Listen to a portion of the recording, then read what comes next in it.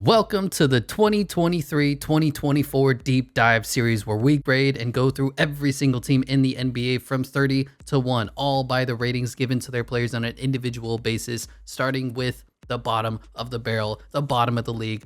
For the first time in probably a long time, the Washington Wizards are officially a bad basketball team. They're a team that's been battling mediocrity for so many years. And I can personally guarantee for a lot of Washington Wizards fans, they are so happy that they're out from underneath that big contract of Bradley Beal, who got one of the only, I think, 10 players in history have contracts with a no trade clause. And somehow he was one of them. They got out from Kristaps Porzingis. They still have Kyle Kuzma on the team, which isn't ideal, but somebody has to score the ball and make buckets at some point, even on a losing basketball team. But they have officially embraced the tank. They have officially embrace the rebuild, and I am all in on this Wizards squad because they just fought year after year to get that first round exit, to get those playoff play-in dollars, because that is all that the owner cared about. And finally, they want to win basketball games, and it's going to be at the beginning of a rebuild, and it's going to be a long road, but the Washington Wizards do have some pieces to build around. But taking a look at their ranking, where they did finish 12th in the Eastern Conference last season, they finished 35-47. I believe they made...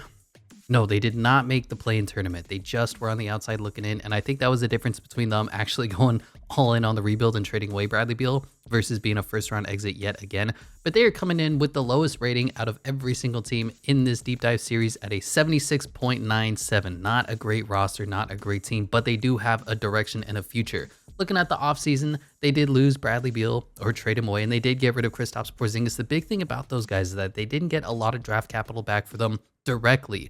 Weirdly enough, they got more draft capital from an aging Chris Paul in a Jordan Poole and a 2030 first-round pick than they did from Bradley Beal, who's still theoretically in his prime, still theoretically a bucket, and they only got second-round picks and a bunch of pick swaps. We'll see how good and important those are down the road for them in the long-term future in the year 2028 and 2029. That is when the Washington Wizards are projected to be good again. They also lost Monty Morris. They basically dumped him for, I believe, a second-round pick to Detroit. I don't fully disagree with the move, but having a guy like him as your backup point guard, your backup playmaker, ball handler isn't the worst option, but they are going full-on youth movement, and I can appreciate that. They did lose Isaiah Todd, who was a second-round pick. I want to say 2 years ago. He has the potential of a Davi Bertans stretch four kind of player, but just hasn't really developed in Washington. And I'll say one of the biggest losses, because Kristaps Porzingis' contract was expiring. Bradley Beal's contract was untradeable, but they lost Jordan Goodwin, who was really good for them last year. Gave them great effort, great defense, shot the ball okay, and really earned himself a spot on a roster. He was one of those guys that's always been fringe, borderline. Is he going to make the team? Last year, he was probably one of their best players comparatively, given the roles that he was given. Jordan Goodwin was really good, and it was unfortunate that they lost him in the Bradley Beal trade, but they are going to be picking up Jordan Poole, coming off one of the worst seasons we've seen in recent memory. He was unplayable in the playoffs. He was knocked out of the rotation and did not have a good time in Golden State, and I think this is one of those great situations for a young player where he gets a fresh start. Hopefully he can mature a bit. Hopefully he finds his identity a bit, and hopefully he turns his career around. You have the number 7 overall pick, Bilal Coulibaly, and I appreciate the pick. I don't love the player. We'll talk about him later, but I appreciate the all-upside home run swing that this Washington Wizards organization has taken on him. Tyus Jones coming in, 1 year left on his deal, being paid $14 million, no longer a backup. He's finally going to get his starter minutes and show if he is or if he is not a starting point guard on a championship roster. It'll be good for the Wizards. It'll be good for Tyus Jones. And then a couple of the other guys that they picked up in the draft, Patrick Baldwin Jr., a mid-second round pick from the Warriors last season. He's kind of similar in size and skill set to that Kyle Kuzma build, but he just hasn't developed or had time to develop yet. And Tristan Vukcevic, I'm not sure if he's going to make the rotation, but I saw a lot of talent out of him. He's just one of those European big guys who can do a little bit of everything, can dribble, can shoot, can pass. I'm not going to say Jokic, but I will say Jokic-ish, if I can say that. And then the Kyle Kuzma contract, I don't know if that's an addition or if that's a negation, if it's going to be a good thing or a bad thing. Hopefully Kyle Kuzma has a breakout year and maybe they trade him away for 3 first-round picks. We will see. But the team is going to have 2 new starting guards, starting with Tyus Jones, who is a 79 overall. He was consistently the best backup point guard in the league, and I was honestly surprised last year when the Knicks or the Bulls didn't try to overpay him to be their starting point guard. He's really good in small doses, but he struggles when he's asked to do a little bit more, when he's asked to start consistently. I believe the Grizzlies, though, were 20-5 with him. All of the Grizzlies team, as we'll see later on in this deep dive series, is really stacked. But he's got a good feel of when to let the team run and when he needs to take a shot. Just a good feel for the game. He's got, I believe, still the best assist to turnover ratio in the NBA. He's just one of those guys that never turns the ball over compared to the assists. You look at it, 5.2 to 0.9 last season is ridiculous. This is a contract year, though, for Tyus Jones, so he's going to be giving his best effort, and the Washington Wizards are going to use him as much as they can because he is a decent three-point shooter. He's a good facilitator. He's a good enough ball handler. He is undersized, though, and that's going to hurt them defensively. Not a great athlete. He's strong, and he'll fight like a dog, but he just doesn't have that wingspan. He's barely 6 feet tall on a good day, so that is going to be a liability. And the Tyus Jones, Jordan Poole, Corey Kispert, Kyle Kuzma defensive rotations are not going to be on point for this team. They're going to be giving up a lot of points, but they're just really seeing and testing out and feeling what they have. Maybe some point in this season, Jordan Poole is going to move back to being his natural point guard, though he is going to be the starting shooting guard projected for this team. And man, woof, Jordan Poole had one heck of an offseason that led to one heck of a season that led to one of the worst years we've seen from a young guy who took that jump up to the next level and then fell back. Everybody was making those videos. Is Jordan Poole the X factor for this Golden State Warriors team? No, he's not. He really struggled with the spotlight last season. After being the most improved player favorite at the beginning of the season, looking like a young Steph Curry 2.0, being the backup version of Steph Curry, he looked more like Russell Westbrook last year with all the turnovers and the horrible shooting. And we all saw the punch heard around the world from Draymond Green, and that certainly did not help locker room chemistry. But I think I have to attribute his down efficiency stats to the coaching, to be honest. He was just asked to do way too much. I'm not all in on the Jordan Poole train yet. I think we need to pump the brakes, slow the reactions down. He's more Tyler Hero, Anthony Simons type of a guard than a Steph Curry, and that's okay. He can score in volume and give your team a spark on the offensive end. He's got a really nice handle of the ball. He's a good driver, great finisher, but a lot of what he does is these tough Steph Curry 2.0 step back threes instead of taking more efficient shots. I can't tell you how many times he took an off dribble, hand in his face, step back three that was nowhere near close to making it. And that's why he shot 33% from the 3-point line last year. He's a great shooter. He's got a great stroke as evidenced by his free throw shooting. I think he's in the high or mid 90s, and he can get hot for stretches, but his consistency just isn't there. Now, given his poor shooting last season, I'm hoping that he takes a page out of the Shai Gilgeous-Alexander's book and says, damn the threes, I can make them if you leave me open, but I'm going to be focusing on the mid-range. I'm going to be focusing on getting to the basket, getting to the free throw line where I knock down 90% of my free throws. I want him to work on his game, and I need him to give a fuck about defense because, oh my God, his defensive effort is some of the worst you will ever see in the history of basketball. He's the classic guy who stands around, doesn't care unless the ball is in his hands. And on defense, that hurts the entire team. That's why he was such a negative player for the Warriors, even though they needed his offensive punch. He just lets guys backdoor cut him all the time. He gives up open driving lanes. He doesn't put up much resistance when he's on ball. The guy will just dribble the ball, make two moves, and then just get around him, and the rest of the team is going to have to rotate to compensate for Jordan Poole's lack of effort. And it's really a problem. It's part of the reason why he's such a low overall. It's part of the reason why he didn't take that next step that we were all expecting. The effort is not there. Jordan Poole is eerily reminiscent. It worries you of one of these young, immature guys who gets millions of dollars thrown at him, gets all the fame, gets the glory of the NBA, and then realizes, I don't need to try hard to do this. I can just kind of get by on mediocrity. And that's kind of what he's been, is a mediocre, good enough basketball player for last season. Now we will see what it's going to be like this upcoming year because Jordan Poole has all the talent in the world. He can be a 25 point per game, high efficiency player if he wants to be, if he puts in the work. It's going to be interesting to see where his role is going to take him on this Wizards squad. He might be leading them in scoring. He might be one of the better pieces that they picked up in recent memory, and he might make that contract that he's on worth it. Next up is going to be Corey Kispert. Not too much to talk about here. He's basically the exact same guy that they drafted him to be. He knocks the three down very well. Defense, not great. He gives you effort, but he just doesn't have the lateral agility, the wingspan to keep up with other guys. And I'm kind of hoping that Bilal Coulibaly will take the starting role for him. The other projected starter that's going to be at the small forward position for them is Denny Avdija. I think Denny's lack of shooting is going to be a problem, and there's enough ball handling on the court with the Tyus Jones, with the Jordan Poole, and Kyle Kuzma is going to need his touches as well, so I don't expect him to get too much. But for Corey Kispert, you're going to get 40% catch and shoot shooting. You're going to get mediocre defense, and it's going to be good enough. Next up is Kyle Kuzma, the other number one on this team. Now, is he going to be the number one on the team? Is Jordan Poole going to be the number one on the team? Who's going to be taking the most shots? Who's going to be handling the ball in the clutch? I think Kyle Kuzma is going to be the leader of this team for whatever that's worth. And he's just a really tough guy to root for. He's like the most confident, the most arrogant, mediocre player in the history of basketball. He'll go 10 of 25 every single night, act like he just dropped 50 when he really dropped an inefficient 23, but then he'll hit the game-winning shot. So you have to give him some credit because the talent is there. Kyle Kuzma is an above-average basketball player. You can see with his value over the replacement player, Vorp, it's at a 0.2, and for a guy that's averaging 21 and 7 a night, you'd kind of think that he's worth more than 0.2 points over a replacement player. It's not great. And last year, especially in clutch moments and throughout the final stretches of games in the fourth quarter, for whatever reason, Wes Unseld Jr. completely trusted in Kyle Kuzma to take those shots over Kristaps Porzingis. It was head scratching. It was hair pulling.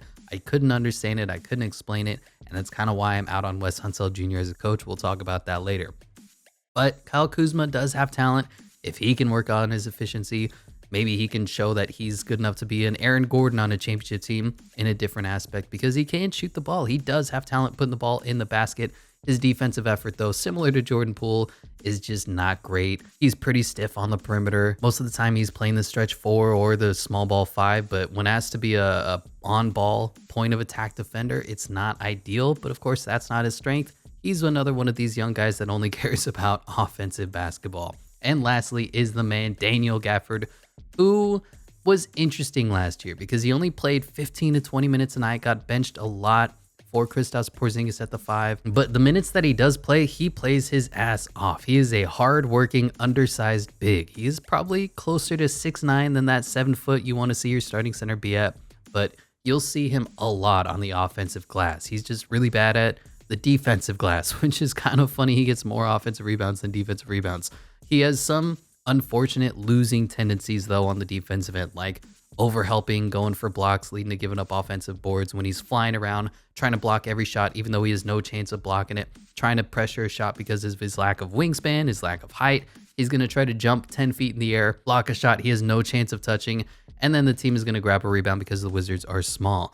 He makes some monstrous highlights and effort plays, and he's probably the only guy last year who was trying game in and game out. In the dead of the spring, in game 79 of the season, he was still trying his ass off and deserves credit because a lot of this Washington Wizards team, they just gave up on effort on both ends of the court. And Daniel Gafford, for his flaws, he can't shoot. He doesn't defend all that well. He's not a great rim protector, but man, does he try his ass off. And he's going to get a starting role for the first time, I think, in his career, officially, now that Kristaps Porzingis isn't taking away some of those big man minutes for him. And we'll see what Daniel Gafford can do with 25, with 30 minutes a night. He's an offensive rebounding machine, an energy bunny, and I think he's going to be good and positive for this team moving forward. But going on to the next 5 of this team, and honestly, when I was putting together this deep dive, I was going to have DeLon Wright start because he had a breakout season last year. He was just great both sides of the court. Just halfway through the year, he got stuck with injuries, and the team was really impacted from DeLon Wright's absence. When he was running the point guard for them, when he was commanding and facilitating and playing defense,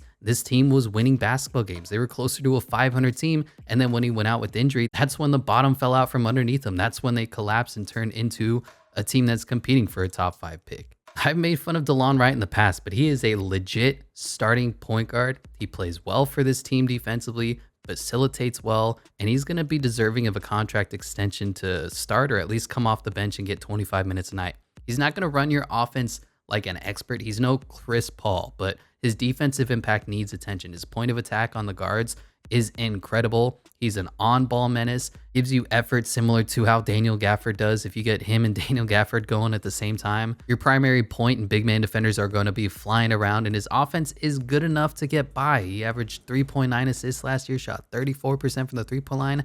That'll work for a guy who's really going to give you effort. Is it a championship point guard? I don't know, but he's certainly deserving of being on a team and possibly starting. And you can see with his value over replacement player, he hit a 1.7 last year. He was really good. One of the more underappreciated players in the NBA. And then we have Johnny Davis. Oh boy, Johnny freaking Davis. What to say about this man that I haven't said already? Um, he's a young guy. I think this is his second year, and he just doesn't know how to do the things he doesn't know how to do. Similar to how Washington ruined Deni Avdija on his development track, the Wizards are asking Johnny Davis, a high-volume mid-range scorer, to be a two-way 3-and-D player, and it's just one of these things that the Wizards do so often. You don't ask a fish to climb a tree. They're going to look stupid. And the Wizards are the epitome of asking guys to play in a role that they don't know how to play and look stupid. They don't put their guys in positions to succeed. Now, Johnny Davis is a tough shot maker. He's got a nice looking jumper from the elbow. He has no basketball IQ whatsoever on the offensive end. He just does not have a feel for the NBA pace of play. Now, I'm sure the Washington Wizards staff wasn't helping because they seem to ruin a lot of their top 10 picks, but he has shown some improvements as the season started to go on. He went from unplayable to a almost okay role player, and I think any positivity for Johnny Davis is good positivities. Now, I still want to see them run some Devin Booker plays for him, let him cook, have him run off ball, get a couple of shots up a night, shoot from the elbow, decide if he wants to attack, let him be the ball handler for a screen every now and then. I watched so much of his game at Wisconsin, and his game is inefficient volume scorer when he's at his best. That means taking 10, 15, 20 shots a night and not putting it up on high efficiency. But the biggest issue when it comes to Johnny Davis and his lack of development is how they destroyed his confidence. He just has nothing going for him when he's dribbling the ball. He looks continuously lost out there. Like he doesn't know what direction to go. Like he doesn't know who to pass to. Like he doesn't know if he wants to shoot or not. And when I'm watching a young guy, I would rather him take 25, 30 bad shots a night than take 2 and not know when to shoot or when to pass. Now, how good of a ball handler is he going to be? Probably not great. He lacks that basketball IQ, how to keep his defender on his hip or shoot over him. His touch is bad. A lot of his jump shots look like they're knuckleballs coming off of the rim rather than a guy shooting with touch. But he is a decent defender. He has provided some effort on that end. He jumps passing lanes well. He's not a great lateral quickness guy, but he can certainly try and get in front of the attacking players, getting in front of drives. And he is I would say at this point, given his effort, he's a league average defender. So if he can just figure a few things out on the offensive end, Johnny Davis does have talent. Now that 24% from 3 isn't going to cut it. Those 28 games played last year for a rookie isn't going to cut it. But the Johnny Davis development train hasn't crashed and burned yet. Unlikely, though, is the Deni Avdija development train because there's just no way to properly describe Deni Avdija's game. One game, he'll look like a G League dropout. And then the next game, he's going to look like a defensive stopper holding the best guy to a 3 of 27 shooting. And then the next night, he looks like an offensive playmaking machine, dropping dimes and passing the ball. And then the next game, he looks like he belongs back in the G League again. Now, there is one thing. He's a surprisingly poor finisher at the rim. His shooting has never been great. 29.7% just is not going to cut it. And that's why I gave Corey Kispert the nod at the starting small forward position, at least for now. If he can boost his shooting a little bit, and if the Wizards could put him in positions to succeed, I think there's a starting small forward wing player in Deni Avdija somewhere. But his best game is his playmaking, his dribbling, his decision making. And that takes confidence, that takes understanding of the offense, that takes trust in your teammates. And he's got none of that right now. He's looks shell-shocked out there because they also tried to turn Deni Avdija into a 3-and-D player. So a lot of his offense was catch and shoot threes, which he's not great at, and point of attack defense, which he's pretty good at, but he's not consistent enough with it. So Deni Avdija is just another example of the old Washington Wizard regime not utilizing players to the best of their ability. And we will see, because this is going to be a make or break year for Deni. I believe his contract is up after this. As for the next player in their lineup, it is Danilo Gallinari. Now, there's no way to say it. We have no idea what he's going to be coming off this ACL injury. He's, I believe, 35, might be 36. Yeah, he's 34 years old, and those ACL injuries don't get easier to recover from as you get older. But he was a good enough player wherever he went at his specific job of making buckets when last seen on the court. He's a guy who can operate out of the post, give you a spark, give you some energy, wear the mohawk during your playoff run. He was really good for the Hawks when they went on that Eastern Conference Finals run. He's a good three-point shooter. Even though he's bad at defense, he's a big body. He's smart, kind of jokerish, where he'll kick his legs out and kick his feet out and try hard enough when you need him to. He just has no lateral quickness whatsoever. So you're going to have to compensate for that with good defenders around him. And you have some in DeLon Wright and Deni Avdija, but then you also don't in Johnny Davis or Kyle Kuzma. So Danilo Gallinari is a guy you can only play in certain spots, but when last seen, he does give your offense a punch. Is he even going to get minutes? How is his ACL recovery coming along? We will have to see. And lastly, rounding out this next 5 lineup is Mike Muscala. And to be honest, I've been counting out Mike Muscala for years, and he just continues to play really steady, rock solid basketball. He was averaging 6 points and 3 rebounds for the Celtics, shooting 39% from the 3-point line. I mean, that'll work for a guy who's going to be a backup, maybe third string center. Now, you'd like to see them fill this spot up with a really athletic, younger defender like a Mark Williams or a Nick Richards if he's available. Get somebody with a little more upside, but Mike Muscala is good at what he does, and that's shoot the 3 for a big man, stretch the floor, give your team space to operate. Give a guy like Johnny Davis, who probably isn't going to shoot the 3 very well, give him all the space in the world to go to work. And that 39.1% from 3 is beautiful. And if you stretch out his per 36 numbers, he's lighting it up, man. He shoots 7.9 threes per game per 36. He's just jacking it up. And that's all you can ask for Mike Muscala. And his defense wasn't horrible last year, which is a surprise because, man, there's a lot of times where Mike Muscala probably doesn't belong in the NBA anymore. Moving on to the next of the 5. There's Ryan Rollins. There's not too much to say. I don't even know if he's going to make the roster, but he's a steady, young, undersized guard. I believe he came over in the Chris Paul trade also. I don't know how good he's going to be once he's playing against real NBA players, but he showed some flashes in the G League, and that's why I have him here ahead of guys like Xavier Cooks. Following up on him is Landry Shamet, and it's interesting because Shamet has been on a lot of teams, and he does give them good shooting, but his defense is horrible, and when he puts the ball on the floor, sometimes he'll make assists, and then sometimes he'll look like an embarrassment, and you'll say, why did you even touch the ball? So that's why he's been bounced around so much, and the fact that he's earning $10 million is a big oof when you look at some of the other guys that they could be giving out money to. But at the end of the day, they had to make the money work. They had to get Bradley Beal off the books, and Landry Shamet is one of those expenses that they had to accept. Now, he does offer value to the team. He's not a complete zero, not a complete nothing. He's a little bit older, 26 years old. We do know exactly what he is. He's a 3-point shooter, not very reliable, shoots about league average 37%, can give you good backup guard minutes, but you don't really want him starting or being in your major rotation because of his defensive deficiencies. He's just too small, doesn't have the quickness. Anthony Gill is an interesting player because he was actually okay for them last year as well. Now, I know that 13.8 3-point percentage looks atrocious, and it is, don't get me wrong.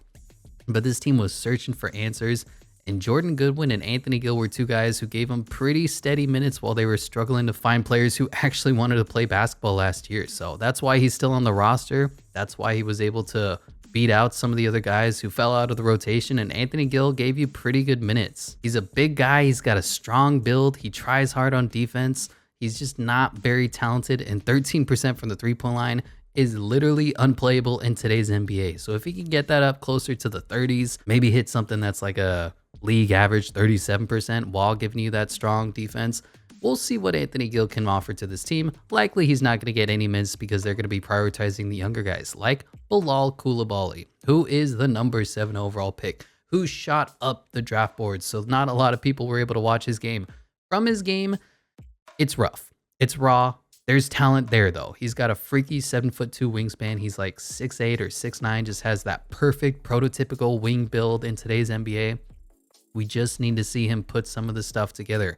Like his shooting, it's 36.5% when he was playing in the French league, but he shot 52 total threes. So that can go up or down off of 1 or 2 missed threes, and that'll completely change his percentage. So I believe in the summer league, he shot like 2 of 11 from 3. Not great, but then he had a night where he dropped 20, where he was making free throws and slashing to the rim. He's going to have to follow the Jeremy Sochan build where he ball handles a little bit, because I did like the way he brought the ball up the court. There was some talent there that you don't see in some of the other guys like a Jordan Walsh or a Kendall Brown. And his defense is already on point. He's got defensive player of the year skills in that long wingspan build that is going to be tough to go up against night in and night out. I think Bilal Coulibaly, was he worth the number 7 overall pick? I'm not sure. I probably would have taken a Ken Whitmore at that point, but I can completely understand the methodology and the thinking of this Wizards front offense. They want to swing for the fences, and if this guy 5 years from now is the next Giannis, then you don't say, oh, they made a mistake at this number 7 overall pick, even if he wasn't good for the first 4 years. I love his build. I love his upside, but right now and for the next few seasons, Bilal Coulibaly is probably not going to be a Rookie of the Year player. Maybe he'll do the all-rookie second team at best, but there's a lot of polished guys that are coming out of the draft, and he's just a really raw prospect. And the last of the next 5 is Patrick Baldwin Jr., who is coming over in that Chris Paul trade, and he did not get a lot of run last year, so there's not too many stats to point out. Scored 3.9 points a night, 1.3 rebounds. He's a big guy, has that solid 6'8", 6'9" build, can shoot the three okay. Now it is on low volume, and he didn't shoot all that well at Milwaukee, Wisconsin when he was in college. That is one major point of concern, but if he can stretch the floor, shoot the three well, there's a spot in the roster for him. He's got that Kyle Kuzma build. He is a big dude, can operate out of the post, get his own shot up. We just need to see more on Patrick Baldwin Jr. and see what he can really offer to an NBA team, because right now, just a raw prospect with a lot of upside, but we don't know where he's going to be a year from now, 2 years from now. There's just not enough tape out on him. Now, the rest of the guys, there's not too much to speak on. Xavier Cooks, I don't even know if he's going to make the rotation. He's one of the guys without guaranteed money on his contract. Don't expect much from him. Jared Butler's on a 10-day. He could be on another team by tomorrow. They did sign Eugene Omoruyi. I loved his game coming out of Oregon, but he just struggled. He had that ACL injury his rookie season. He has that tough guy mentality. PJ Tucker builds strong, 6'7", but doesn't shoot the three well. The only thing is he shot, I believe, 37 or 38% from three in Oregon. And then he came over to the NBA and he's shooting in like the 20s, and that's just not going to cut it. I don't care how tenacious of a defender you are. If you can't stretch the floor as a wing player, you're not going to make the NBA. And the last guy is Tristan Vukcevic. I think they're going to do a draft and stash. Now, if I was the Wizards, I would sign this man to a 3-year deal and just see what he can offer, because his offensive versatility is profound. He was making some moves in the summer league that most NBA guards don't even dare to do, with the up and over, the oopsie doopsie. He was just killing the game, and I just want to see more of his game. I want to see him play more. I want to see him in the NBA going up against NBA talent. But as for now, Tristan Vukcevic, probably not going to make the roster this season, might make it next year as, like I said, a draft and stash. He is a defensive liability, as most of these European big men are, but he's got good size and he's a smart defender. He'll try his ass off. He just does not have the agility and the versatility to stick with smaller, quicker, faster guards. And then we'll go over to the coach and culture ranking, where they are going to be getting a tier 4. There's 5 tiers on this ratings list that each give the team plus or minus points based on how good they are. A to F. Right now, the Wizards, I was going to give him an F. I really wanted to. I'm out on Wes Unseld Jr. as a coach. Just the way that he neglected winning basketball, the way that he did not go to Kristaps Porzingis when he was cooking. They literally were costing themselves games and games and games because of their lack of offensive originality. Because I don't think Wes Unseld Jr. is going to be a good coach for the long future. But I love what this new regime has done. They transformed this team from mediocrity to accepting of reality.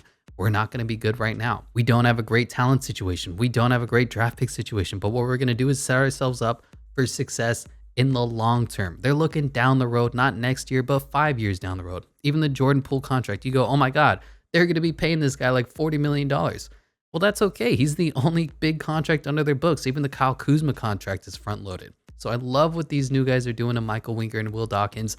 I trust in their process, at least to this point. It's only been one offseason. We'll have to see. And Ted Leonosis is more than capable of destroying a good thing in Washington Wizards basketball. But as for now, they're going to be getting a D rating, because you look at this, their salary situation isn't great, but it's not terrible. Jordan Poole and Kyle Kuzma are locked into contracts for the long term. Jordan Poole's is a little more difficult to stomach than Kyle Kuzma's, because they have to give out a certain amount of dollars every single year. Kuzma, like I said, is on a progressively getting lower contract. In the final season, 2026, he's only earning $19 million. And for a guy who averages 20 a night, that's a bargain. Tyus Jones, contract year to see if he's going to be a starter or a backup, basically, for the rest of his career. Daniel Gafford is locked in on a pretty team-friendly $10, $14 million contract. Landry Shamet, not ideal, but they're going to be dumping him after next year. I believe those are non-guaranteed years at 11 and 11.7 respectively.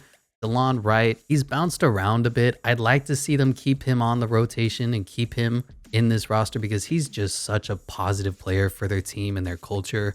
But he's in the contract year. Danilo Gallinari, we'll see what even happens to him with his injury. I mean, he might be retiring soon.